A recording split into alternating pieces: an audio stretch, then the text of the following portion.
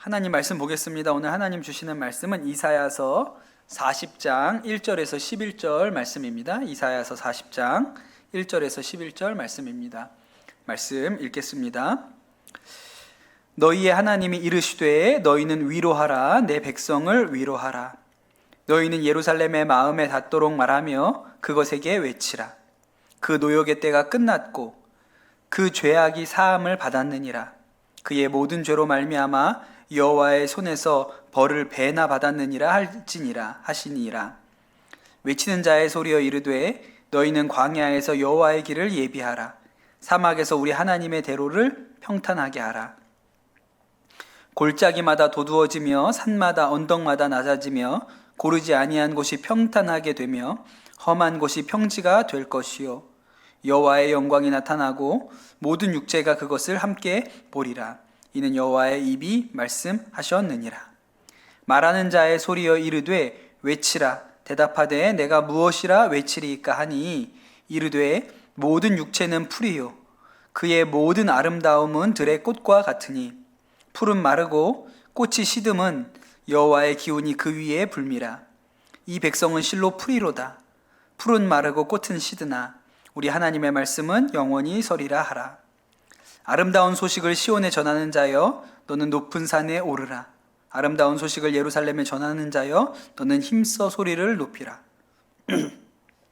두려워하지 말고 소리를 높여 유다의 성읍들에게 이르기를 너희 하나님을 보라 하라. 보라, 주 여호와께서 장차 강한 자로 임하실 것이요 친히 그의 팔로 다스리실 것이라. 보라, 상급이 그에게 있고 보응이 그의 앞에 있으며 그의 목자 같이 양떼를 먹이시며 어린 양을 그 팔로 모아 품에 안으시며 젖 먹이는 암컷들을 온순히 인도하시리로다. 아멘. 하나님의 말씀입니다.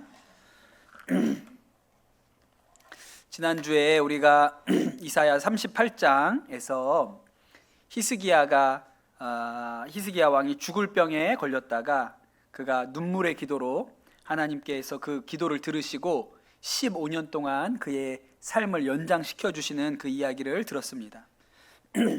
그리고 이 38장 뒤에 39장을 보면 히스기야가 아프다는 소식을 듣고 바벨론에서 사절단이 이제 예루살렘에 오는 그 말씀이 등장을 합니다. 여기서 중요한 것은 바벨론의 사절단이 왔다는 거예요. 지금 이 남유다를 괴롭게 하고 남유다와 전쟁을 하고 남유다를 먹으려고 하는 나라는 아수르라는 나라입니다. 그런데 나중에 이 아수르를 멸망시키고 이 고대 근동 지방의 패권을 잡는 나라가 바벨론이라는 나라예요. 히스기야가 죽고 나서도 유다의 왕들이 계속 세워집니다. 그래서 한 100년을 더 갑니다. 히스기야가 죽고 나서 이 유다라는 나라가 100년을 더 가거든요. 그런데 이 100년이 지났을 때 바벨론이 이 유다를 멸망시키게 되죠.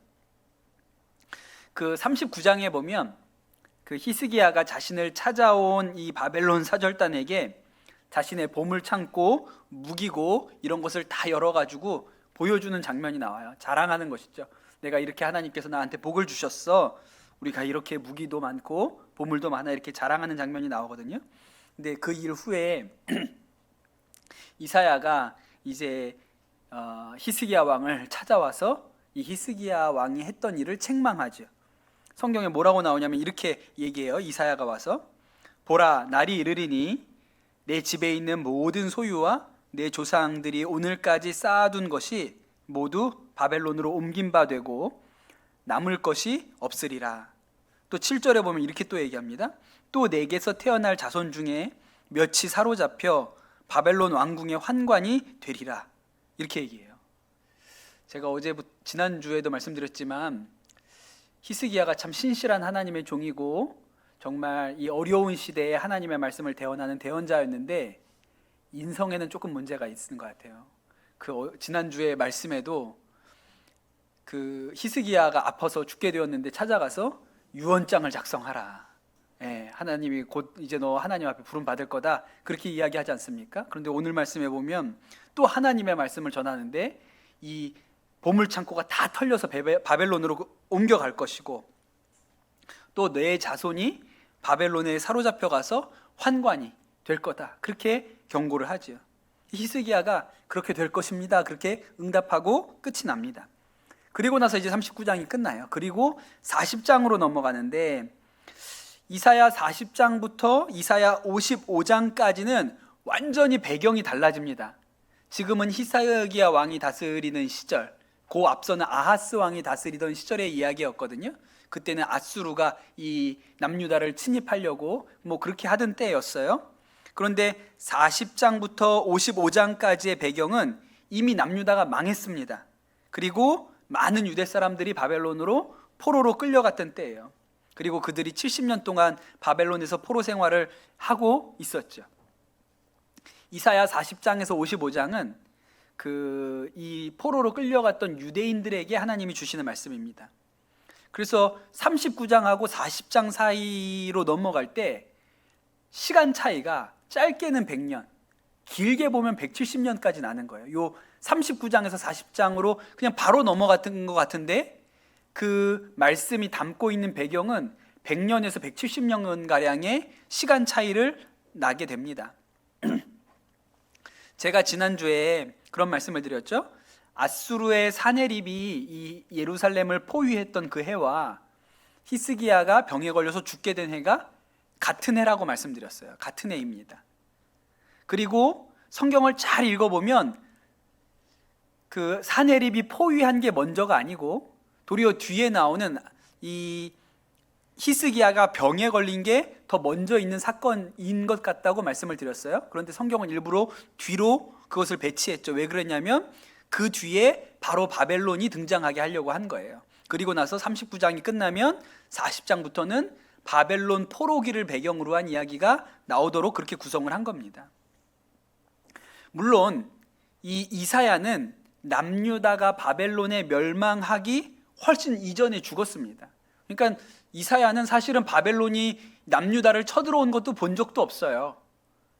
그래서 이사야 40장부터 55장까지를 이사야가 쓴 것이 아니라 누군지는 모르지만 그 사람을 제2 이사야, 알 수 없는 이사야의 이름을 빌렸지만 알 수 없는 누군가가 썼다. 그래서 그 사람을 그냥 제2 이사야라고 부르기도 합니다. 왜냐하면 이사야가 살아보지도 못한 시대인데 너무 정확하게 나오니까.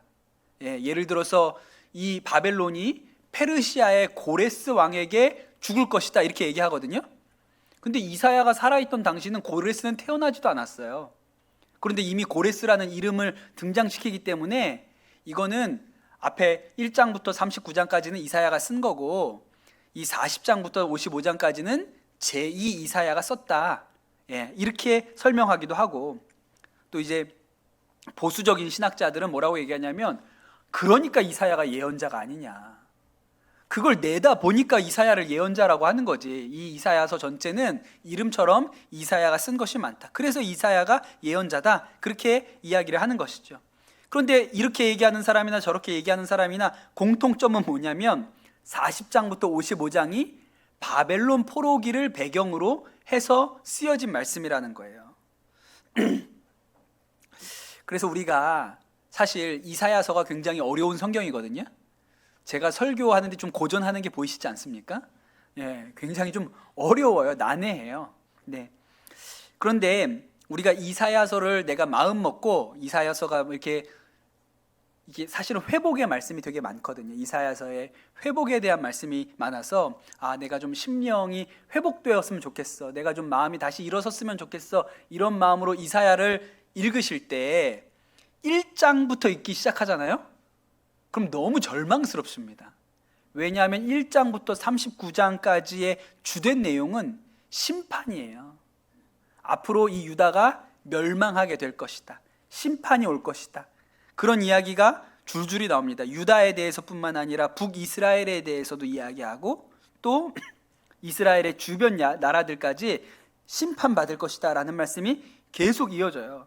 그래서 제가 드리는 권면은 은혜롭게 이사야서를 읽고 싶으시면 40장부터 읽으시면 돼요.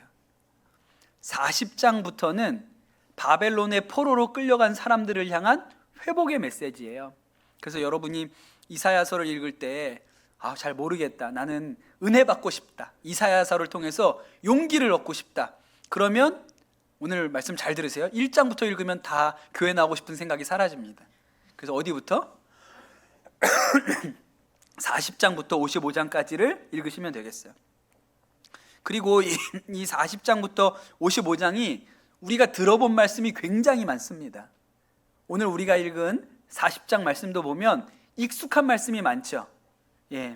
익숙한 말씀이 많고 굉장히 아름다워요.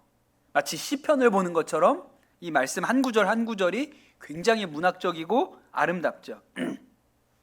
그래서 제가 하나님께서 저에게 능력을 주시면 이 40장부터 55장까지를 한 장씩 한 장씩 좀 읽어 나가 보려고 해요. 그래서 지치면 좀 쉬었다가 딴 거 하다가 다시 돌아와서 하게 될지 모르겠는데 요 제2이사야 부분 40장부터 55장까지를 한 장씩 여러분하고 말씀을 나누면 좋겠습니다. 이제 40장을 시작하려고 하는데 첫 절부터 엄청 은혜가 됩니다. 첫 절부터 같이 한번 읽어보실까요? 1절만 같이 읽어보겠습니다. 시작. 너희의 하나님이 이르시되 너희는 위로하라. 내 백성을 위로하라. 너무 좋지 않습니까? 그 전까지는 계속 니네 잘못했다, 매맞는다, 멸망당한다. 그 이사야도 너무하지 않습니까? 아무리 하나님이 너무한 거죠. 이사야는 순종한 죄밖에 없죠. 하나님이 그 창고 보여줬다고, 그 보물 창고 보여줬다고, 그거 다 빼앗기고 다 바벨론으로 넘어갈 거고, 네 자손들은 바벨론의 환관이 되어서 끌려갈 거다. 이렇게 얘기했거든요. 그러고 끝나요. 근데 또 이제 그 말을 듣고 히스기야는 아멘 그렇게 될 것입니다. 그러고 끝나요. 그런데 40장에 딱 가니까 뭐라 그래요? 너희 하나님이 이르시되 너희는 위로하라. 내 백성을 위로하라. 이렇게 시작하죠. 왜냐하면 배경이 달라졌기 때문에 그렇죠. 70년 동안 포로 생활을 하고 있는 거예요. 이미 유다라는 나라는 완전히 망했고요. 70년 동안 바벨론의 포로로 끌려가서 거기서 포로 생활을 하고 있습니다. 그들에게 뭐가 필요할까요? 위로가 필요한 거예요. 이사야 40장에서 보여지는 하나님은 위로하시는 하나님이세요. 위로하시는 하나님. 여러분, 우리가 성경이 하나님에 대해서 굉장히 다양한 모습들을 보여주죠. 어떤 때는 하나님이 굉장히 사랑이 많으시고 인자하시고 이런 분 같이 보이기도 하고, 또 어떤 때는 굉장히 무서운 분, 질투하시는 분, 정말 심판하시는 분처럼 보여지기도 해요. 그래서 이사야서 1장부터 39장에 보여주는 하나님의 주된 모습은 공의의 하나님이세요. 하나님의 공의와 합당하지 않으면 심판하시는 그런 분이세요. 그런데 여러분, 오늘 우리가 읽은 말씀 40장은 자기의 백성을 위로하시는 하나님에 대해서 이야기를 하고 있습니다.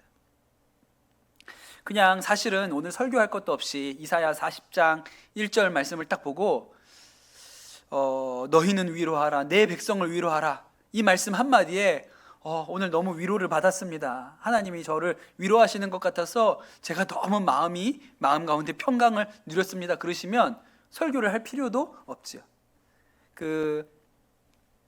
데이비드 브레이너드, 17세기에 미국에서 인디안 선교를 했던 이 데이비드 브레이너드라는 젊은 선교사님이 있거든요. 파송한 선교 단체도 없이 그냥 호롤 단신으로 인디언들 사이에 들어가서 복음 전했던 분이에요. 사실 특별한 선교적인 업적이 있는 것도 아니지만 일기를 열심히 쓰셨거든요. 그래서 데이비드 브레이너드의 생애와 일기라는 책이 있는데 진짜 고전이에요. 꼭 읽어야 된다 하는 고전이거든요. 그 일기 중에 이런 일기가 있습니다. 밤이 다가올 무렵 이사야 40장 1절 너희는 위로하라, 내 백성을 위로하라는 말씀을 묵상하며 위로를 얻었다. 기도 속에 평안한 기쁨을 누렸다. 그 후에 내 영혼은 깊은 심연에서 나와 높은 곳으로 올라갔다. 담대히 하나님 안에서 기뻐할 수 있었다. 찬양 받으실 하나님 안에서 충만한 위로를 맛보았다. 데이비드 브레이너드가 이 한마디 말씀으로 인해서 그 전까지 죽을 것 같은 고통이, 우울증이 있었거든요. 그래서 죽을 것 같은 고통이 그를 짓눌렀다가 이 한마디 말씀으로 인해서 이렇게 영혼이 살아나는 경험을 하죠. 저는 오늘 여러분에게 그런 은혜가 있게 되시기를 축복합니다. 이사야서 9장에 보면 이제 앞으로 오실 메시아 예수님에 대한 예언으로 예수님의 이름을 기묘자라 모사라 하는 표현이 있습니다. 그런 말 들어보신 적 있으시죠? 기묘자라 모사라. 저는 이게 외국어인 줄 알았어요. 어렸을 때 찬양도 있었는데 기묘라 모사라 이렇게 했을 때 저는 이게 무슨 히브리어나 외국어인 줄 알았거든요. 근데 이게 다 한문이에요. 그 기묘자라 할 때 기묘는 우리가 잘 안 쓰는 말이긴 하지만 참 기묘하다 이런 말을 쓰지 않습니까? 묘하다, 묘해. 그게 아주 신기하다, 놀랍다 이런 말이고요. 그 다음에 모사라는 말도 사실은 한문인데 잘 쓰지 않지만 모사가 뭐냐면 이렇게 꾀를 써서 어떤 일이 잘 되게 하는 사람을 모사라고 해요. 예, 그 왕 옆에서 이렇게 잘 얘기해가지고 왕에게 이제 지혜로운 얘기를 해주는 사람을 모사라고 하죠. 근데 영어로는 뭐라고 얘기했냐면 기묘자라 모사라 이 말을 원더풀, 이게 기묘자죠. 기묘가 원더풀로 번역을 하고 모사를 카운셀러라고 번역해요. 상담자라고. 그러니까 오실 예수님이 놀라운 상담자라는 거예요. 또 신약에서는 성령님의 이름을 뭐라고 부릅니까? 성령님을 뭐라고 부르죠? 보혜사. 예, 보혜사라고 부르잖아요. 저는 보혜사도 외국어인 줄 알았어요. 보혜사가 한자입니다. 그게 보호해주는 은혜로운 스승이라는 뜻이거든요. 근데 이 한문 번역은 사실은 이 의미를 잘 담아내지 못하죠. 헬라어로 파라클레이토스라는 말은 영어 성경에는 컴포터, 위로자, 아니면 카운셀러, 상담자라고 번역을 해요. 그러니 여러분, 우리 하나님이 가지고 계신 속성, 예수님이 가지고 계신 속성 중에 아주 중요한 속성이 상담자예요. 상담자. 상담 왜 받으러 가세요? 정신 번쩍 나게 하려고 상담 받으러 가세요? 그런 분 별로 없죠. 상담 왜 받으러 가세요? 예, 위로 받으려고 가서 내 얘기 공감해주고 위로받기 위해서 가지 않습니까? 예수님을 우리가 기묘자라, 모사라 혹은 보혜사라고 할 때 그 예수님, 우리가 믿는 하나님이 가지는 속성이 위로자시라는 거예요. 이 아주 영원할 것 같았던 이 남유다라는 나라가 바벨론에게 멸망당했습니다. 사실 이 남유다 사람들은요, 멸망하기 직전까지도 자신들이 멸망할 줄 몰랐어요. 심지어는 마지막 왕이었던 시드기야도 마지막까지 바벨론을 무찌를 수 있을 거라고 생각했어요. 왜냐하면 하나님께서 다윗에게 주신 약속이 있기 때문에 그래요. 다윗에게 무슨 약속을 주셨죠? 너의 나라가 영원할 것이다, 그렇게 얘기를 하셨거든요.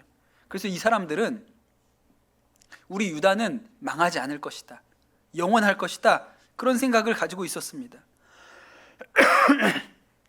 그런데 이 남유다가 완전히 바벨론에게 멸망당하죠. 그래서 예루살렘 성이 다 무너져 내리고 하나님께 제사를 지냈던 솔로몬이 지었던 이 성전이 다 불에 타버립니다. 시드기야도 잡혀갔죠. 두 눈알이 뽑혀서 그렇게 어려움을 당했어요. 그러니까 이 유다 사람들한테 어마어마한 충격을 줬어요. 이 사건이 우리가 하나님 앞에 버림받은 것인가, 그런 생각들을 했죠. 그리고 여러분, 이 망한 백성들이 그냥 그 땅에서 종살이를 한 게 아니고 포로가 되어서 다 바벨론으로 끌려갑니다. 바벨론은 지금의 이라크거든요. 이라크로 끌려갔어요. 그 거리가 한 1500km 정도 됩니다. 그러니 쉬지 않고 하루에 30km씩 걸으면 50일이 걸리는 거리예요. 그러니까 애들 들쳐업고 이렇게 포로로 끌려갔으니 훨씬 더 긴 시간이 걸려서 그 한 번도 보지 못한 그 땅에 가서 그발강가라는 곳 주변에 그냥 뿌려집니다. 그 우리나라가 옛날에 그랬다 그러잖아요. 그 러시아로 구한 말에 러시아로 넘어간 조선 사람들이 많았는데 스탈린이 나중에 이 사람들을 그냥 강제로 기차에다 막 태우죠.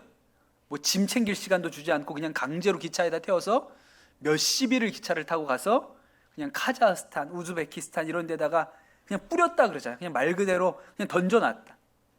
그러니까 얼마나 기구합니까? 근데 이 이스라엘 백성들이 그런 인생을 살았던 것이죠.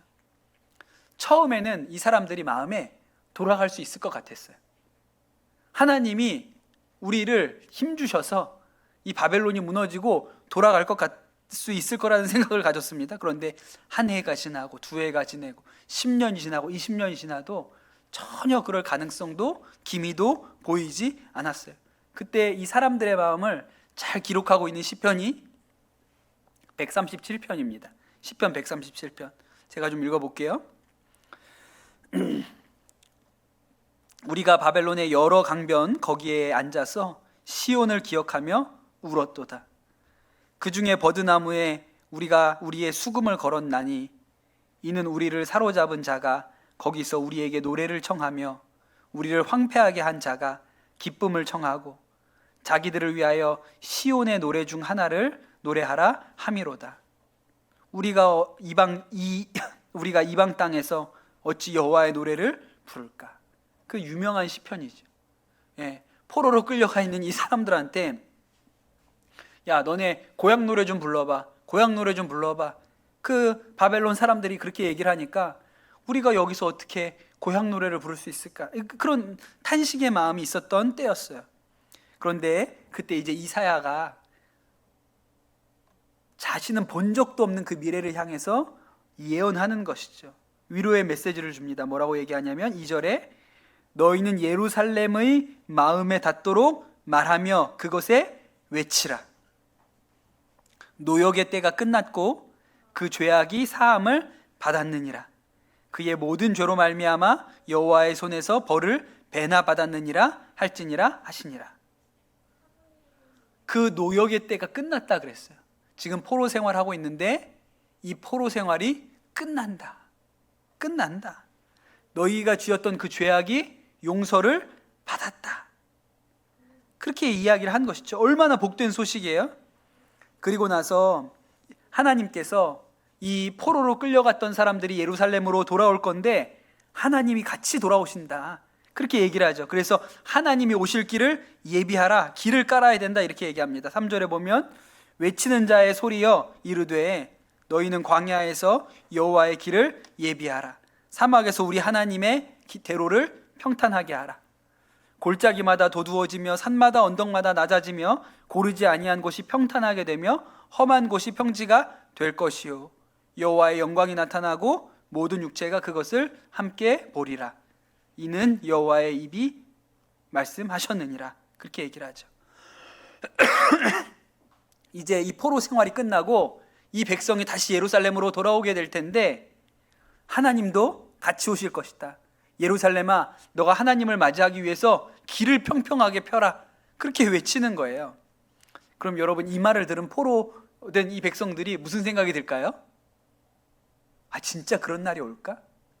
우리가 지금 벌써 이 땅에 온 지가 몇십 년이 됐는데 여전히 바벨론이 강한 것 같고 바벨론 왕들이 천하를 다스리는 것 같고 세상 마음대로 하는 것 같은데 그런 날이 진짜 올까?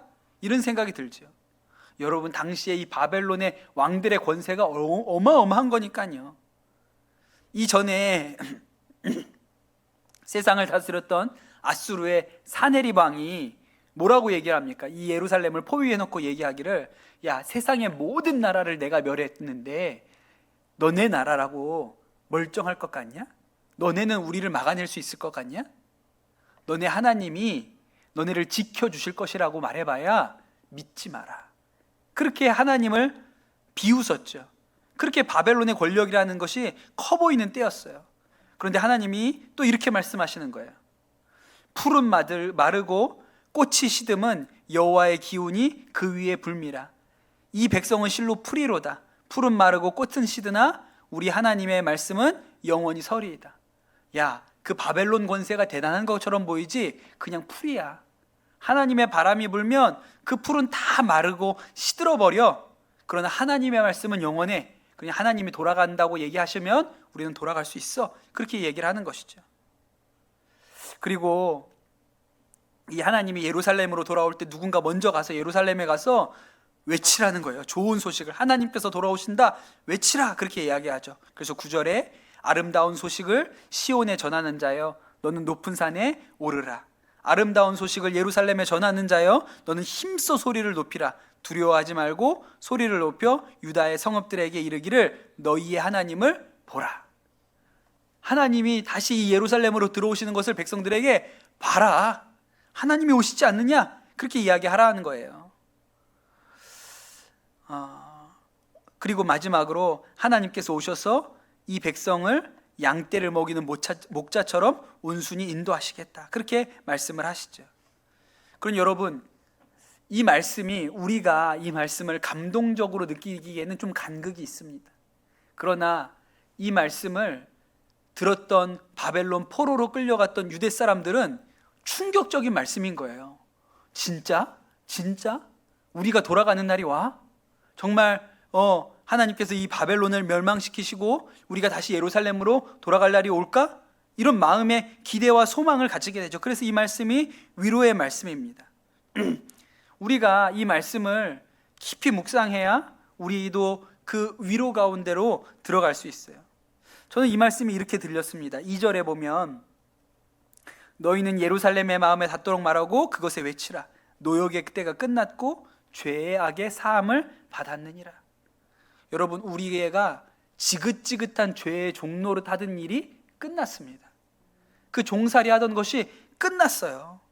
이제 예수님이 우리 마음 가운데 오세요.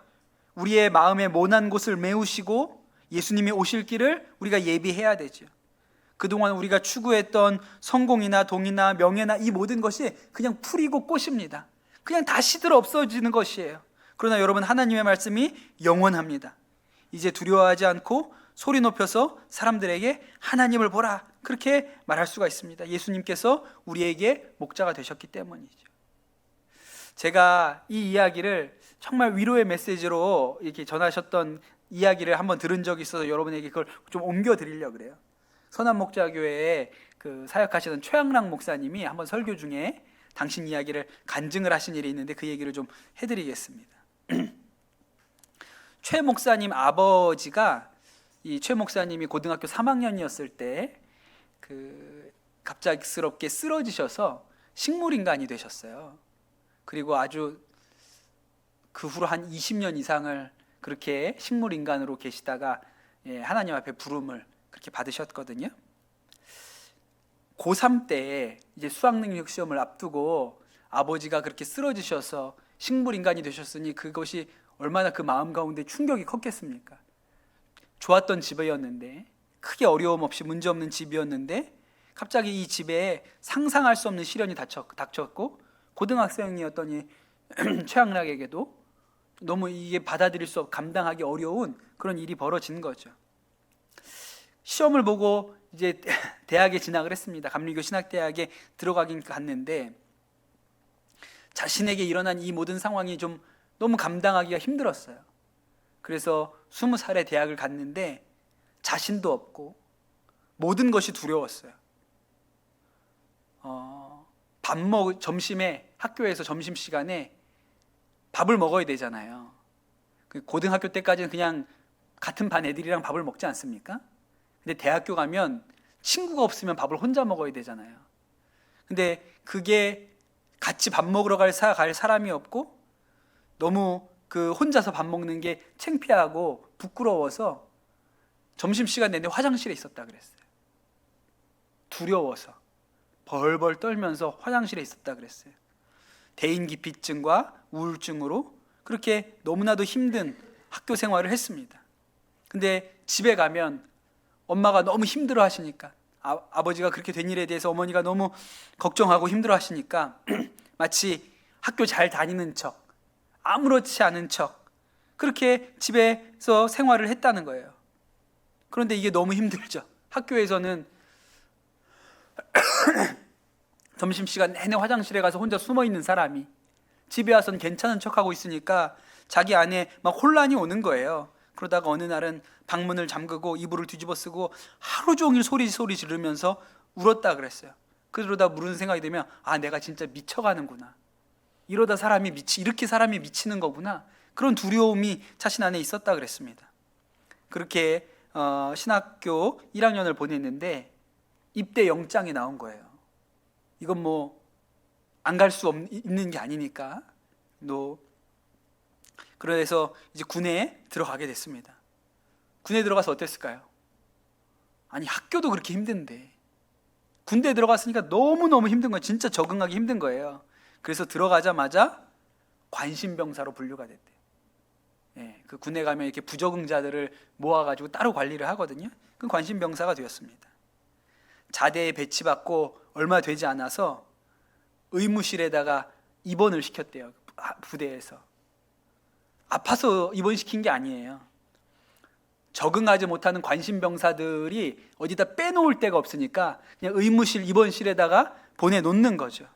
그래서 입원실에 가 있는데, 그러니까 그 입원실에 있는 병사들은 아픈 애들이 아니에요. 뭐가 어딜 다치거나 병이 있는 아이들이 아니고 부대에 적응을 못하는 아이들이 그 입원실에 누워 있는 거예요.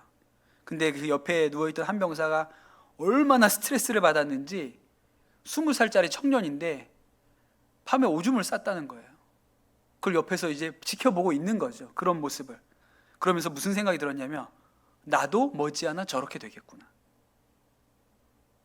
그런 생각이 들었대요. 그러면서 그 병원의 병실에 누워서 하나님이 안 계신 것 같다.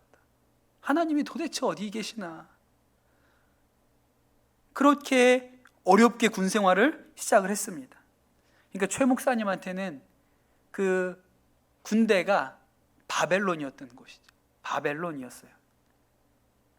참 놀라운 것은 그 바벨론 땅에서 하나님의 위로가 임한다는 거예요. 의무대에 누워 있는데 한 번은 그 부대에 군목 목사님이 의무대에 방문을 오셨대요. 그랬는데 이 그 신학생이 이렇게 의무실에 누워 있는 걸 보고 그 목사님이 부르셨는데, 너 우리 교회가 같이 가서 섬기자. 너 군종병 시켜줄게. 그래서 너 군종병으로 교회를 좀 섬겨라. 그렇게 이야기를 하셨다는 거예요. 너무 이상했대. 왜 나 같은 사람을 군종병으로 쓰지?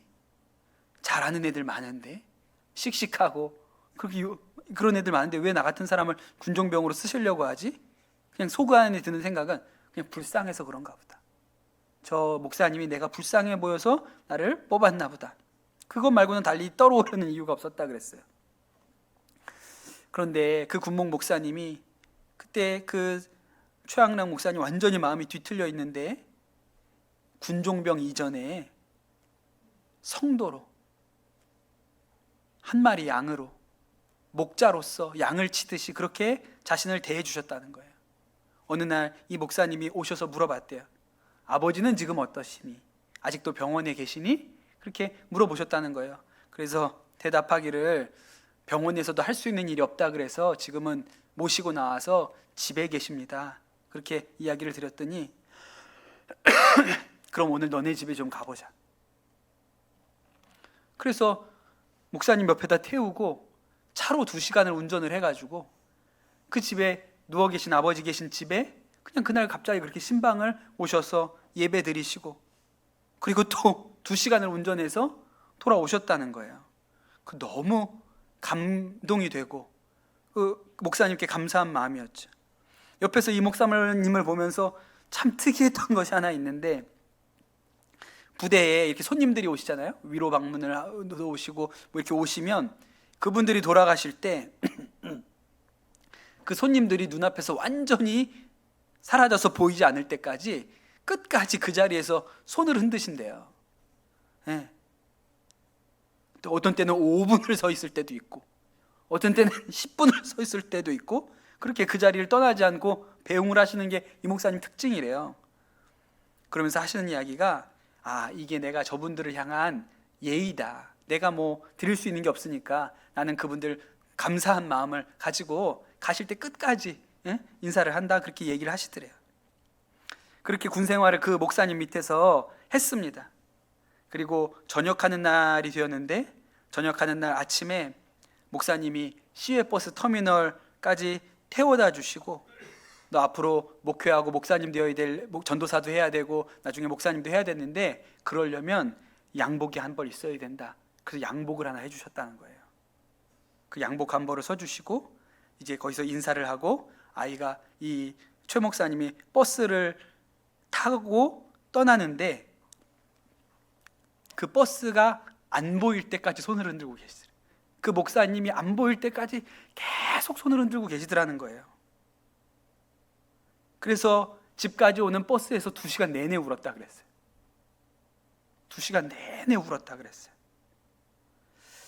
그 아버지 돌아가시고 그 짧은 몇 년 동안에 자신의 마음에 하나님 안 계신 것 같다, 하나님이 나를 떠난 것 같다, 어떻게 내 인생이 이런 구렁텅이에 던져졌지? 그랬는데 하나님께서 이 목사님을 만나게 하셔서 하나님이 나와 함께 하시는구나 라는 것을 알게 해주셨다는 거예요. 이것이 하나님이 주시는 위로인 것이죠.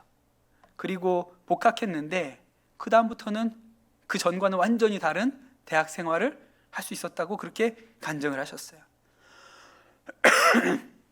여러분, 우리가 지금 살아가는 이 시대가 많은 사람이 위로가 필요한 시대라고 이야기를 합니다. 마음이 다 아파요. 사람들이 마음이 다 아픕니다. 제가 얼마 전에 청년 사역을 하는 목사님을 만난 데서 이야기를 하는데, 그 목사님 하시는 얘기가 청년이 10명이 있으면 10명 중에 4명은 아픈 것 같대요. 그게 요새 청년들, 우리는 그렇지 않습니까? 다 배불러서 그래. 야, 옛날에 우리는 어땠는지 알아? 이렇게 이야기하기 쉬운데 막상 청년 사역을 이렇게 해보니까 10명이면 한 4명 정도는 아픈 것 같아요. 그리고 실제로 물어보면 약을 먹는 친구들도 많고 힘들어하는 아이들도 많다고 그렇게 얘기를 해요. 진짜 위로가 필요한 시대인 것이죠. 그런데 여러분, 이 최 목사님이 만난 목사님처럼 우리가 누군가에게 이렇게 깊은 위로의 사람을 만날 수 있다면 얼마나 좋겠습니까? 또 그리고 우리가 그런 위로의 사람이 될 수 있으면 얼마나 좋겠어요. 그러나 여러분, 우리가 알아야 하는 것은 사람의 위로라는 것이 한계가 있어요. 욥이 말할 수 없는 고난을 당할 때 친구들이 와가지고 위로를 했죠. 근데 전혀 위로가 되지 않았습니다. 친구들이 이상한 친구이기도 했고 그 와서 하는 얘기가 전혀 위로가 되지 않았어요. 그냥 논쟁만 일삼았죠. 제 아내가 그 언니 처영이 선교사로 사역하시다가 이제 암에 걸려서 한국에 들어오셨는데, 그때 옆에서 암 투병하는 것을 아내가 열심히 섬겼죠. 끝까지 하나님께서 우리 언니를 이렇게 데려갈 거라고 생각지 않았어요. 살아날 거라고 생각을 했는데 하나님이 그 처영 선교사님을 데리고 가셨습니다. 그리고 나서 참 많이 위로를 받았어요. 사실 뭐 장례식장에도 어마어마하게 많은 분들이 오셔서 위로해 주시고 안아주시고 이렇게 해주셨거든요. 너무 감사한데, 감사한 거 너무너무 감사하죠. 그런데 사실 그 위로의 말들이 잘 마음에 들어오지 않았다 그랬어요. 몰라서가 아닌데 너무 감사한 건 아는데, 근데 그분들이 뭐 힘내라고, 또 하나님께 갔다고, 지금은 편하게 쉰다고 하는 이런 이야기들이 사실은 마음에 하나도는 아니지만 그렇게 흡족하게 이렇게 위로가 된다는 느낌을 받지 못했다 그랬어요. 이 슬픔을 어떻게 할까? 누가 할까? 그런 생각이 들었다는 것이죠. 미국의 그 시카고에 있는 구세군 센터를 정기적으로 방문해서 전도하는 부스 터커라는 사역자가 있었다 그럽니다. 이 전도자가 하루는 그 구세군 센터, 거기가 이제 뭐 불황자들이나 이런 분들이 모이는 곳이거든요. 거기에 가서 예배를 인도하는데 하나님의 위로라는 제목으로 설교를 했다는 거예요. 근데 설교를 하는데 갑자기 어떤 중년 사내가 그 자리에 일어나가지고 막 손가락질하면서 설교 그만하라고, 네가 뭘 알아? 그러면서 설교 못 하지 말, 그만하라고 막 소리를 쳤다는 거예요. 그러면서 그 사람이 하는 얘기가 뭐냐면, 위로라고? 네가 네 아내가 죽고 아이들이 돌아오지 않는 엄마를 부르면서 칭얼대고 있으면 그래도 네가 하나님의 사랑과 위로라고 말할 수 있어? 하나님의 위로가 있다고 말할 수 있어? 너는 그런 일을 당해본 적이 없잖아. 함부로 위로라는 말 하지 마. 그래서 막 소리를 쳤다는 거예요. 그래서 설교를 못했대요. 진정이 안 돼서 그냥 강단에서 내려왔답니다. 그리고 몇 주의 시간이 지났습니다. 이 전도자가 다시 이 구세군 센터에 갔고 그날도 강단에 올라가서 설교를 하게 됐어요. 이렇게 얘기를 했답니다. 저는 오늘 또다시 하나님의 위로에 대하여 설교를 하고자 합니다. 몇 주 전에 제가 설교할 때 이곳에 누군가가 제 설교를 중단시키며 당신의 아내가 죽고 아이들이 돌아오지 않는 엄마를 부르며 울고 있다면 그때에도 당신은 하나님의 위로를 설교할 수 있겠느냐고 물으셨습니다. 그분이 여기 계시다면 이제 그 대답을 드리고자 합니다. 바로 지난주 교통사고로 제 아내가 갑작스럽게 세상을 떠났습니다. 그리고 제 아이들은 엄마를 찾고 있습니다. 저는 이제 몇 주 전 그 질문을 하신 분의 고통스러운 심정을 누구보다 잘 이해하게 되었습니다. 그분과 마찬가지로 제 가슴은 찢어져 있고 저와 제 아이들의 가슴은 고통하고 있습니다. 그 누구의 말도 그 무엇도 위로가 되지 못하고 있습니다. 그러나 저는 이 말씀을 드리기 위해 이 자리를 다시 찾았습니다. 그것은 이 순간 저와 저의 가족의 유일한 위로는 오직 하나님뿐이라는 사실을 말씀드리려는 것입니다. 아무것도 그 무엇도 위로가 되지 못하는 이 순간 오직 하나님만이 나의 위로가 되시고 있다는 것을 말씀드리고 싶습니다. 그렇게 이야기를 하셨다는 거예요. 여러분, 우리가 믿는 예수님은요, 우리의 아픔을 아시는 분이죠. 우리가 어떤 기가 막힌 슬픈 일을 당했을 때 우리 마음 가운데 누가 이 아픔을 알겠어? 누가 이 슬픔을 알겠어? 이런 생각이 들 때에 우리 예수님은 그 아픔을, 그 상처를 아시는 분이세요. 그분은 상처 입은 치유자이십니다. 왜냐하면 예수님도 똑같은 고난을 이 땅에서 당해보셨기 때문이죠. 그분이 인간으로 이 세상에서 아프고 고통하는 게 무엇인지를 겪어보셨기 때문에 그분이 우리에게 완전한 위로자이며 중보자가 되실 수 있어요. 이사야서 40장부터 55장까지를 읽어보면 고난받는 종의 노래라는 것이 4번이 나옵니다. 이 말씀에 나오는 고난받는 종은 앞으로 오실 예수님을 묘사한 것이거든요. 그 예수님이 어떤 분이냐면 상한 갈대를 꺾지 않는 분이세요. 아파하는 자를 꺾지 않는 분이시라는 것이죠. 꺼져가는 등불을 끄지 않는 분이라고 이사야서 40장에 41장에 나옵니다. 그리고 이사야서 53장에 보면 우리가 아는 너무 유명한 말씀이 이렇게 써 있어요. 그러니까 이 배경 안에서 이 말씀을 우리가 읽어야 합니다. 그는 실로 우리의 질고를 지고 우리의 슬픔을 당하였거늘 우리는 생각하기를 그는 징벌을 받아 하나님께 맞으며 고난을 당한다 하였노라. 그가 찔림은 우리의 허물 때문이요 그가 상함은 우리의 죄악 때문이라. 그가 징계를 받음으로 우리는 평화를 누리고 그가 채찍에 맞음으로 우리는 나음을 받았도다.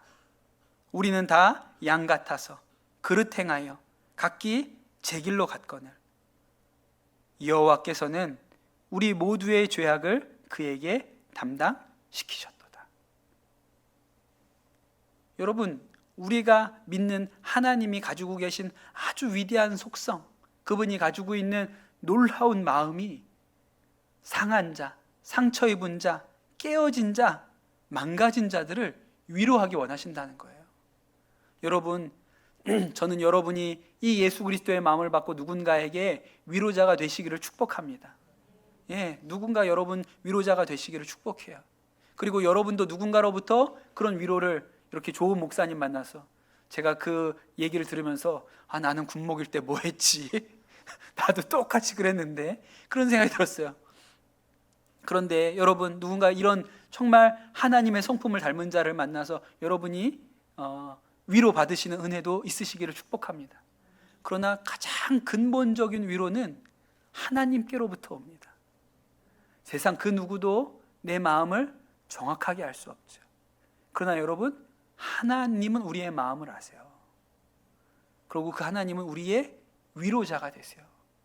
그리고 여러분, 하나님의 말씀 한마디면 그 절망스러웠던 마음이 한순간에 뒤집어질 수 있다는 것을 알아야 합니다. 한마디로 길게 말씀하지 않으셔도 그 하나님의 한 말씀으로 인하여 우리의 심령 가운데 있었던 그 깊은 절망이, 슬픔이, 애통이 뒤집어지는 은혜의 역사가 있어요. 저희 아버지가 돌아가셨을 때 사실은 암으로 오랫동안 투병을 하시긴 하셨는데, 근데 그 돌아가시는 날은 좀 갑자기 왔습니다. 그렇게 새해 정초에 아버지 가서 인사를 드렸는데 그 며칠 후에 그렇게 갑작스럽게 호흡곤란으로 세상을 떠나시게 될 줄은 전혀 예상을 못했어요. 그 너무 당혹스러운 일이었죠. 뭐 언젠가 돌아가시겠지만 그렇게 내 기대와 달리 이렇게 급히 가실 줄은 상상을 하지 못했습니다. 그 아버지 장례를 치르면서 제 마음에 안타까운 마음이 굉장히 여럿 있었어요. 그 중에 하나는 아버지가 둘째를 못 보고 가신다. 그때 아내가 임신 중이었거든요. 둘째가 임신되었다는 이야기를 듣기는 하셨죠. 근데 보지는 못하시고, 저는 보실 줄 알았는데 그렇게 돌아가실 줄은 몰랐습니다. 그 마음에 하나 걸리고, 또 집이랑 교회랑 저희 집이랑 아버지 사시던 집이랑 꽤 거리가 있어서 자주 못 찾아뵀던 거. 아버지가 이 항암 치료하시고 어려울 때도 사실은 우리 큰아이 그 시온이 보면 너무너무 행복해하시고 힘을 얻으셨는데, 생각만큼 자주 못 찾아뵈었던 것이 너무 마음에 이렇게 안타깝고 죄송한 생각이 들었어요. 그런데 하나님께서 딱 한마디를 저한테 주셨어요. 걱정하지 마라. 이제는 원 없이 본다. 하늘나라에서 원 없이 본다고. 그때는 육신에 있어서 보고 싶어도 못 보고 떨어져 있어서 이렇게 했는데, 지금은 하나님 품에 가셔서 원 없이 본다. 걱정하지 말아라. 근데 이 한마디 말씀 때문에 이 심령에 있었던 슬픔이 떠나가더라. 그냥 걱정하지 마라. 이제 원 없이 보니까. 그 한마디가 그 마음 가운데 있던 이 슬픔을 내어 쫓는 것이 무엇인지를 제가 경험을 한 일이 있습니다. 사랑하는 성도 여러분, 우리 하나님이 위로하시는 하나님이신 것을 믿으시기를 축복합니다. 여러분, 바벨론의 포로로 있었던 이 백성에게 하나님의 말씀이 임하였습니다. 하나님의 위로가 임하였습니다. 여러분의 삶 가운데도 여러분이 바벨론 포로와 같은 그런 절박하고 어려운 형편 가운데 있다면 하나님께서 친히 여러분을 위로해 주실 줄로 믿습니다. 그것이 우리 하나님이 행하시는 일이죠. 이 시간 우리 같이 찬양하고 함께 기도하도록 하겠습니다.